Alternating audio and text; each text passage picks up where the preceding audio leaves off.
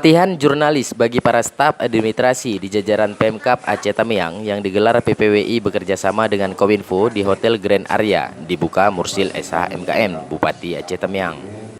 Dalam kesempatan tersebut, Bupati Aceh Tamiang Mursil SH MKN mengatakan pelatihan jurnalis warga sekaligus launching web server mandiri Kabupaten Aceh Tamiang sangatlah baik.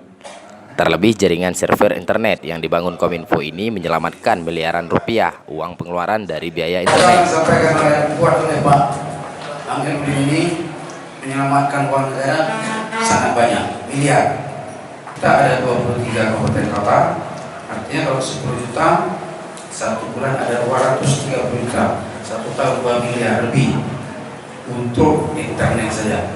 Jadi kan sekarang kita saat terkoneksi semuanya, kita nggak perlu langganan lagi tiap kantor, ya sudah pakai aja yang Pak Amir punya. Nanti Pak Amir diperiksa semua supaya kantor tidak perlu langganan IndiHome segala macam itu.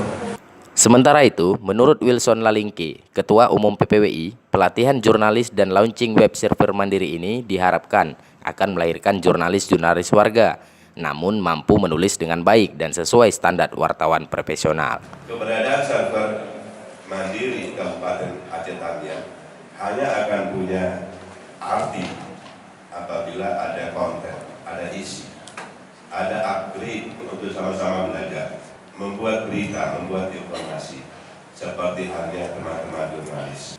Tetapi kita akan tetap sebagai warga, kita tetap sebagai aparatur sipil negara. Fungsi jurnalistik itu adalah mengumpulkan informasi, kemudian kita menyimpan informasi, kita mengolah informasi dan kita publikasikan.